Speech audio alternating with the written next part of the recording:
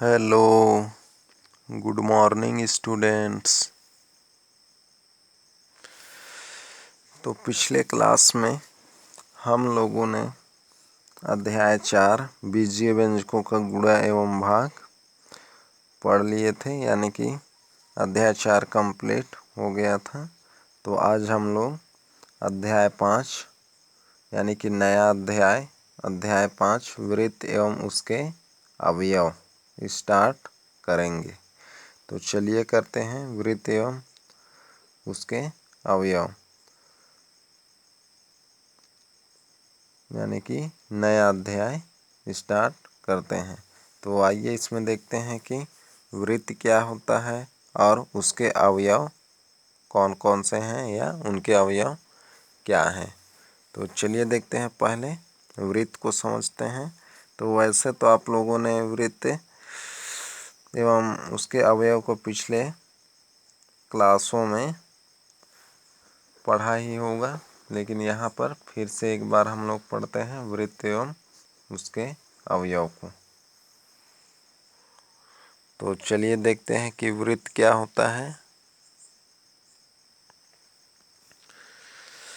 तो अध्याय 5 यानी कि लेसन 5 वृत्त एवं उसके अवयव। तो आइए वृत्त को पहले जानते हैं या वृत्त क्या होता है।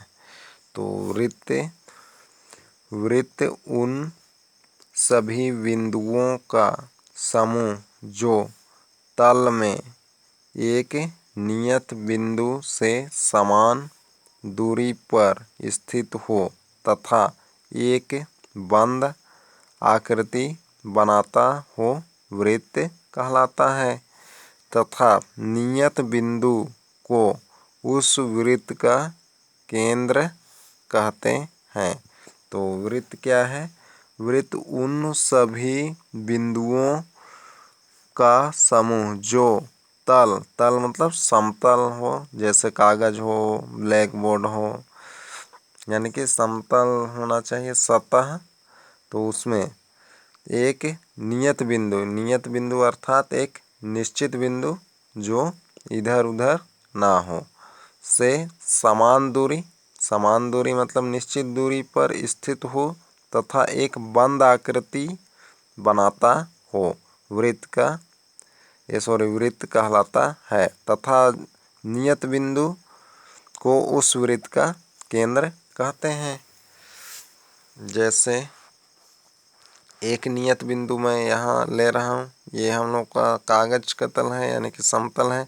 यहाँ से नियत दूरी यानी कि समान दूरी पर बिंदुओं का समूह, यानी कि इस जो ये नियत बिंदु है, यहाँ से समान दूरी पर बिंदुओं का समुच्चय का जो समूह होगा या बिंदुओं का समूह से जो आकृति बनेगा, यानी कि जो बंद आकृति बनेगा, वही आकृति क्या कहलाता है? वृत्त कहलाता है। जैसे ये नियत बिंदु है, यहाँ से समान दूरी पर इस तरीके से ऐसा बिंदु रहेगा, ऐसा बिंदुओं का समूह है, ये मान लेते हैं समान दूरी पर है ये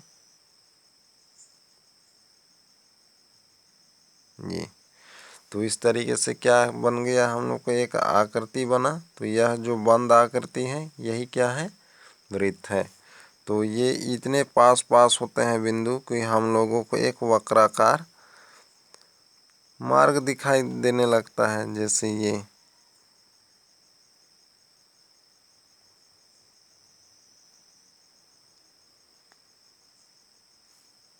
तो यह क्या बन गया, हम लोग का एक बंद आकृति बना, और यही बंद आकृति वृत्त कहलाता है।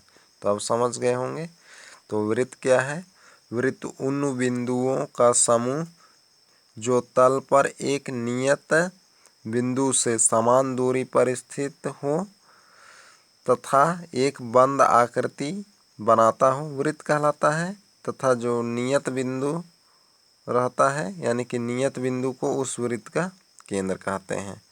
तो अब समझ गए होंगे कि वृत्त क्या है। या सीधे सरल भाषा में हम लोग जैसे पिछले क्लासों में यानी पढ़ते थे, जिसमें क्या प्रकार को में सी से फंसा कर हम लोग एक नियत बिंदु पर प्रकार की नोक रखते थे और एक चक्कर घुमाते थे। एक चक्कर घुमाने से जो आकृति प्राप्त होता था उसी को क्या कहते हैं? वृत्त कहते थे। और जो प्रकार की नोक जिस बिंदु पर रखा रहता था उसको क्या कहते हैं? वृत्त का केंद्र कहते हैं। जैसे ये यहाँ पर प्रकार की नोक को रखते और एक चक्कर घुमाते हैं ऐसा प्रकार को, तो इस तरीके से एक आकृति बनता है। तो यह आकृति ही क्या कहलाता है? वृत्त। और प्रकार की नोक को यहाँ रखे हैं तो यह क्या कहलाएगा? वृत्त का केंद्र कहलाएगा, ये केंद्र। तो समझ गए होंगे कि वृत्त क्या होता है। तो ये जो बिंदुओं का समूह है एक निश्चित दूरी पर, तो जो आकृति प्राप्त हुआ वह क्या है? वृत्त है। और जो नियत बिंदु है वह वृत्त का केंद्र है। तो ये क्या है? केंद्र है, केंद्र। तो ये समझ गए होंगे वृत्त का केंद्र। और ये जो है, और ये जो बंद आकृति वक्राकार मार्ग दिखाई दे, ये क्या है? एक वृत्त का परिधि है। ये जो पूरा जो है ये वक्राकार मार्ग दिख रहा है, ये वृत्त का परिधि है। तो समझ गए होंगे आप। तो चलिए अब आगे देखते हैं। तो आगे देखते हैं हम लोग वृत्त की त्रिज्या। तो वृत्त की त्रिज्या क्या होता है? चलिए देखते हैं, यानी कि रेडियस। तो मान लेते हैं यह क्या है? एक वृत्त है।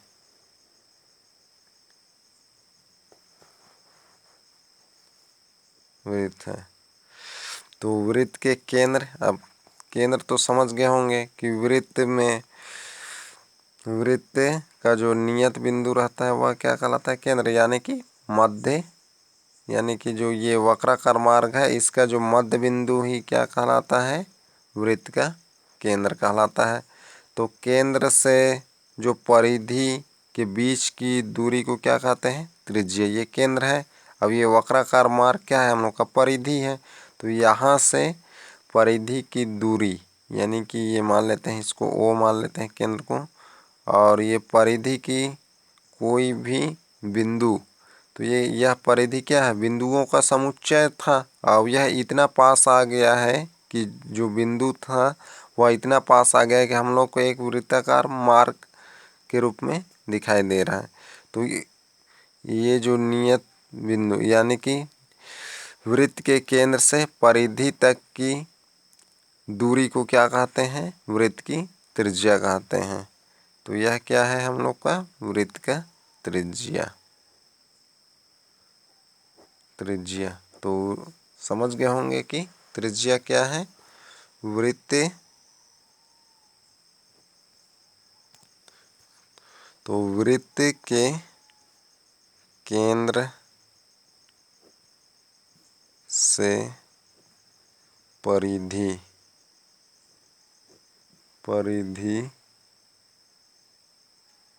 के बीच की दूरी त्रिज्या कहलाती है। त्रिज्या कहलाती है।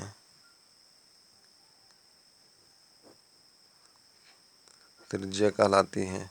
तो जिसे हम लोग किससे? R से प्रदर्शित करते हैं, स्मॉल r या कैपिटल R से। तो ये हो गया, समझ गए वृत्त की त्रिज्या का क्या होता है।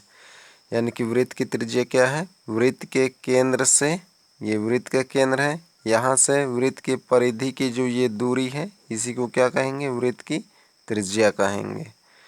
तो आइए अब आगे देखते हैं कि वृत्त की जीवा। तो ये त्रिज्या क्या है? वृत्त का एक अवयव है। तो चलिए अब आगे देखते हैं। तो आगे है हम लोग का जीवा, अगला अवयव जीवा। तो जीवा क्या है? आइए देखते हैं। यह क्या है? एक वृत्त है।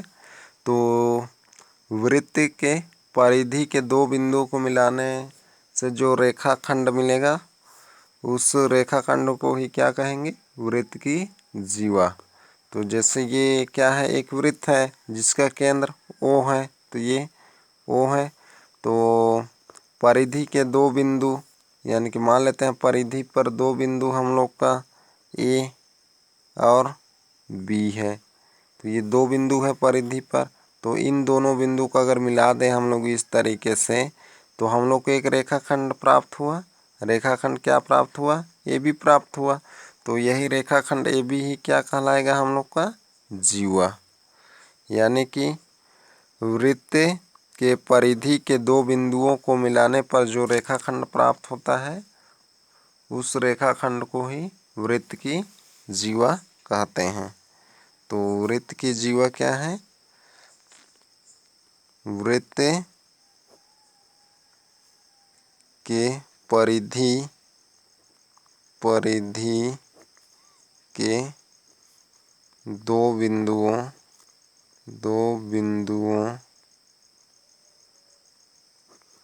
को मिलाने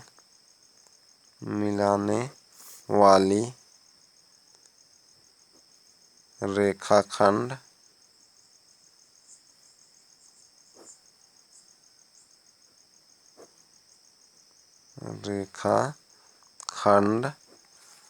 वृत्त की जीवा कहलाती हैं।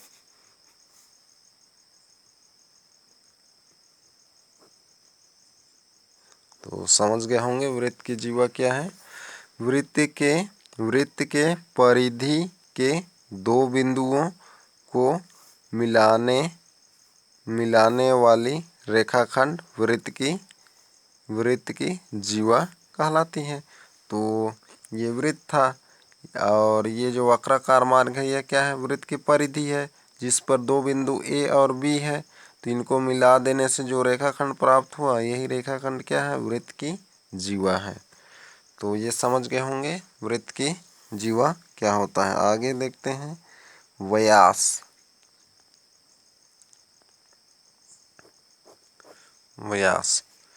तो व्यास भी वृत्त के परिधि के दो बिंदुओं को मिलाने वाली ऐसी रेखाखंड जो वृत्त के केंद्र से भी गुजरे, यानी कि वृत्त के केंद्र से गुजरे, क्या कहलाएगा, वृत्त का व्यास कहलाएगा।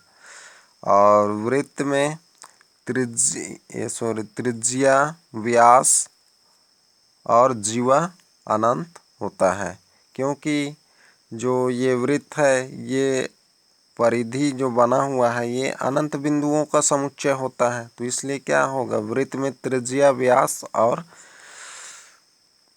जीवा भी अनंत होंगे। तो ये हो गया। तो व्यास समझ गए। तो व्यास क्या है, व्यास वृत्त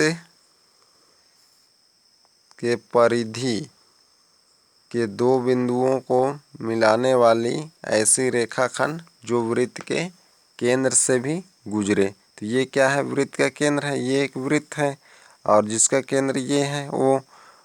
तो जिस पे दो बिंदु हम लोग ले लेते हैं A और B, और इनको मिलाने से क्या होना चाहिए, जो रेखाखंड है वो वृत्त के केंद्र से भी गुजरना चाहिए।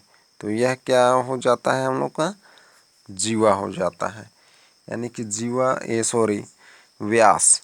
तो व्यास क्या है, व्यास ऐसी जीवा जो वृत्त के केंद्र से गुजरे, व्यास कहलाता है। तो समझ गए होंगे व्यास। और व्यास जो है वृत्त को दो बराबर भागों में बांट देता है, यानी कि विभाजित कर देता है। तो यह एक वृत्त था, और AB क्या है, जिसमें व्यास है। तो व्यास कहाँ से गुजरता है, केंद्र से। तो व्यास को केंद्र से, यानी कि यदि जीवा केंद्र से गुजरेगा तो क्या कहलाएगा, वह व्यास। और व्यास हमेशा केंद्र से ही गुजरता है। तो और व्यास जो है वृत्त को दो भाग में बांट देता है, यानी कि बराबर भाग में, ये एक और ये दूसरा भाग। तो ये समझ गए होंगे व्यास क्या होता है। तो वृत्त में अनंत व्यास हो सकते हैं, अनंत जीवा हो सकते हैं, अनंत त्रिज्या हो सकते हैं। तो आइए देखते हैं कैसे अनंत होगा।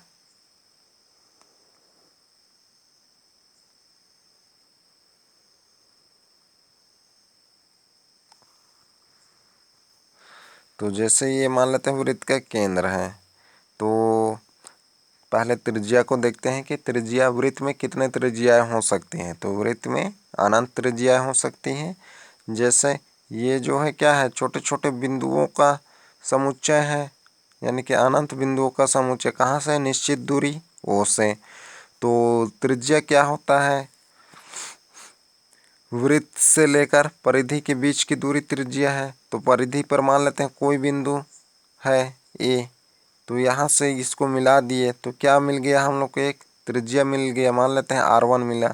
फिर उसी तरीके से अगले बिंदु को मिलाएंगे, क्या मिलेगा? R2 मिलेगा। फिर उसी तरीके से और मिलाते जाएंगे इस तरीके से, ऐसा तो हम लोग को क्या मिलते जाएगा? आगे मिलते जाएगा R3 R4 ऐसा मिलते जाएगा। तो ऐसा कितना हो जाएगा? अनंत हो जाएगा। तो यानी कि वृत्त पर कितने त्रिज्या हो सकती हैं? अनंत त्रिज्या हो सकती हैं। उसी तरीके से जीवा और व्यास। तो व्यास क्या है? वृत्त के परिधि जीवा, तो वृत्त के परिधि पर स्थित दो बिंदुओं को मिलाने पर जो रेखाखंड प्राप्त होता है उसे क्या कहते हैं? जीवा कहते हैं।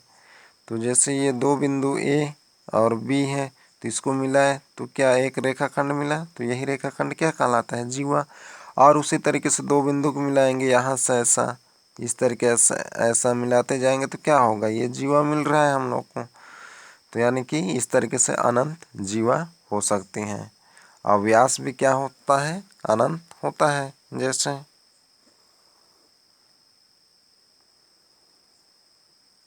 मान लेते हैं यह एक वृत्त है, और ये वृत्त का केंद्र है। और व्यास क्या होता है?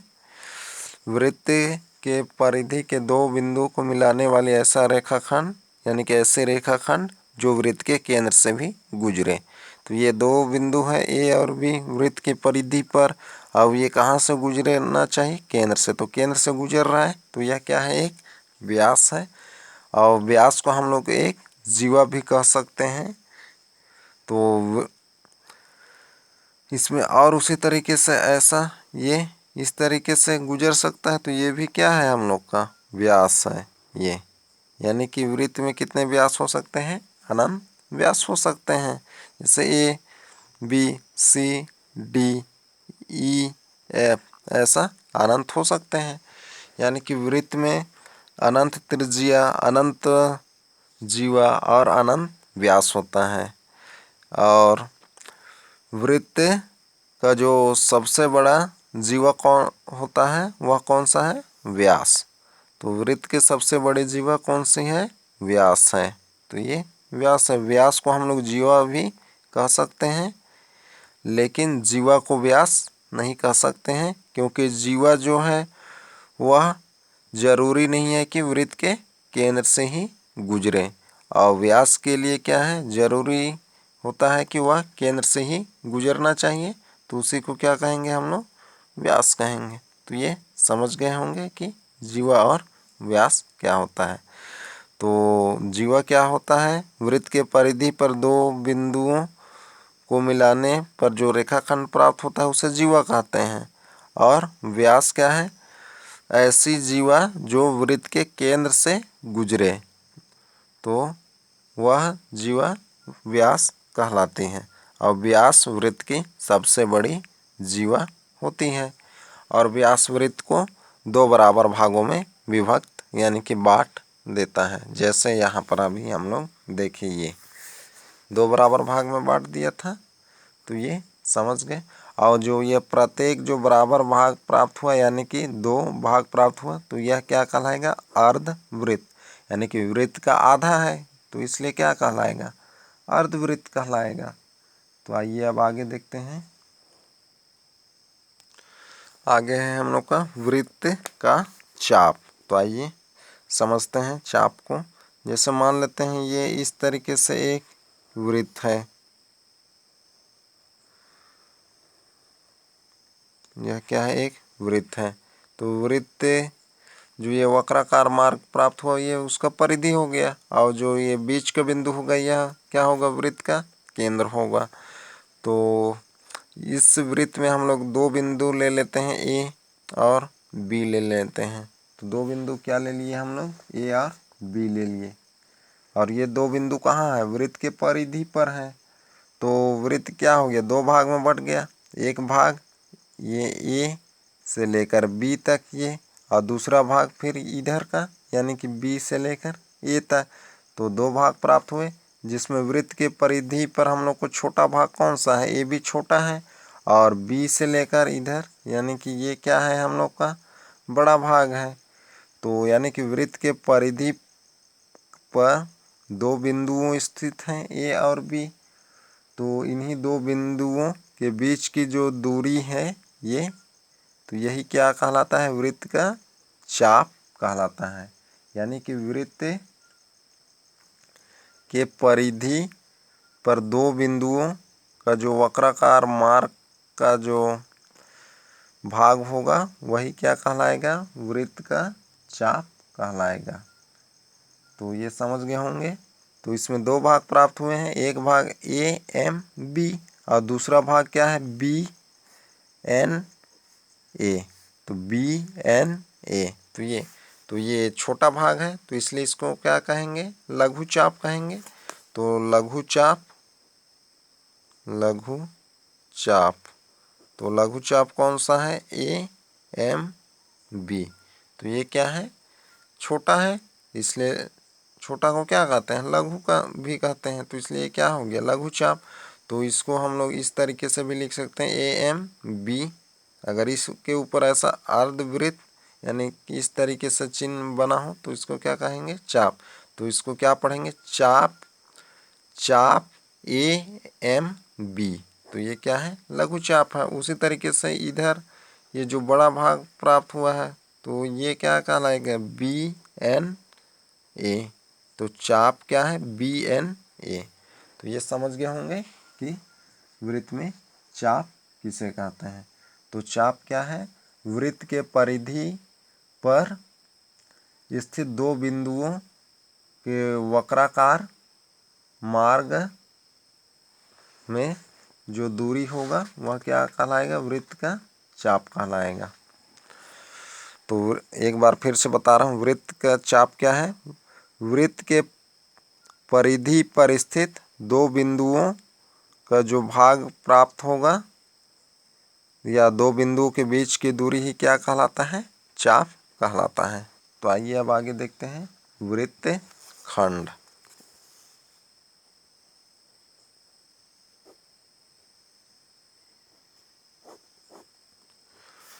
तो वृत्त खंड क्या होगा, आइए देखते हैं।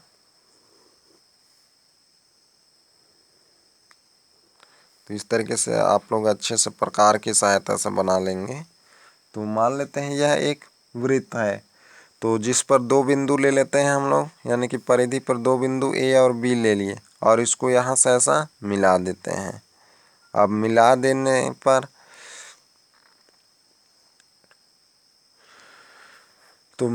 पर एक हम लोग को क्या मिल गया, जीवा मिल गया। यानी कि एक वृत्त है हम लोग का ये, जिसका केंद्र ये है वो। तो जिस पर यानी कि वृत्त के परिधि पर दो बिंदु ए और बी लिए और उसको हम लोग को मिला दिए, तो क्या मिला हम लोग को, एक जीवा मिला। तो ये हो गया जीवा। और यह क्या है, हम लोग का चाप है। ए बी क्या है, वृत्त के परिधि पर दो बिंदु के बीच की दूरी है, तो ये क्या है, हम लोग का चाप है। तो और ये जो रेखाखंड प्राप्त हुआ ये जीवा है।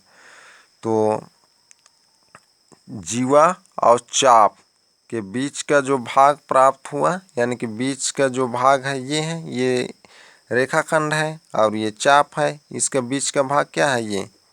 तो इसी भाग को क्या कहलाता है, या इसी भाग को क्या कहेंगे हम लोग, वृत्त खंड कहेंगे। यानी कि वृत्त खंड जो है जीवा तथा चाप के मध्य क्षेत्र को, यानी कि ये जीवा है और ये चाप है, तो जीवा और चाप के बीच का जो क्षेत्र होगा, यानी कि बीच का जो भाग होगा, उसी भाग को क्या कहेंगे? वृत्त खंड कहेंगे। तो समझ गए होंगे कि वृत्त खंड क्या है। तो वृत्त खंड क्या होता है? चाप और जीवा के बीच के क्षेत्र को वृत्त खंड कहते हैं। तो जिसमें भी ये जो जीवा है ये 2 भाग में बांट रहा है वृत्त को, लेकिन 2 बराबर भाग में नहीं बांट रहा है। किसमें? एक भाग छोटा और एक भाग बड़ा होगा, तो एक भाग ये होगा। तो जिसमें हम लोग को कितना 2 खंड प्राप्त हुआ। एक खंड ये मान लेते हैं AMB वाला, यानी कि AMB। तो ये एक खंड और दूसरा खंड इधर, यानी कि ANB। तो ये हम लोग का AMB का जो ये भाग प्राप्त हुआ ये लघु खंड कहलाएगा, क्योंकि ये छोटा है, और इधर का जो भाग है ये बड़ा है, इसलिए ये दीर्घ खंड कहलाएगा। तो ये समझ गए होंगे कि वृत्तखंड क्या होता है। तो चलिए अब आगे देखते हैं। त्रिज्यीय खंड।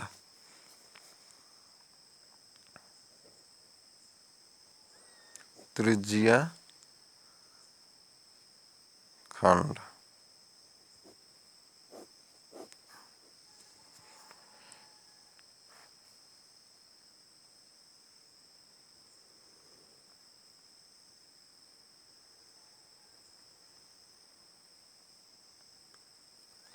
तो मान लेते हैं यह क्या है? एक वृत्त है। तो एक वृत्त है, तो त्रिज्यीय खंड क्या होता है ये देखते हैं। तो वृत्त के परिधि पर 2 बिंदु ले लेते हैं हम लोग A और B। तो ये 2 बिंदु लिए, और ये क्या है? हम लोग का वृत्त का केंद्र है। तो उन 2 बिंदु को वृत्त के केंद्र से मिला देते हैं ऐसा। तो ये मिला दे रहे हैं हम लोग। 2 बिंदु था, दोनों बिंदु को मिला दिए। तो ये वृत्त के केंद्र से परिधि के जो बीच की दूरी क्या होता है? वह त्रिज्या कहलाता है। यानी कि एक त्रिज्या हम लोग को क्या हो गया? OA, और दूसरा त्रिज्या क्या हो गया? OB हो गया। तो ये समझ गए। अब त्रिज्यीय खंड क्या है आइए देखते हैं।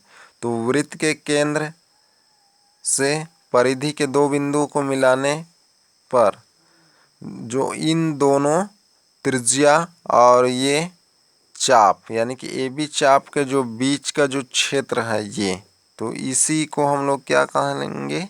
त्रिज्यीय खंड कहेंगे। तो समझ गए होंगे कि त्रिज्यीय खंड क्या होता है। तो त्रिज्यीय खंड वृत्त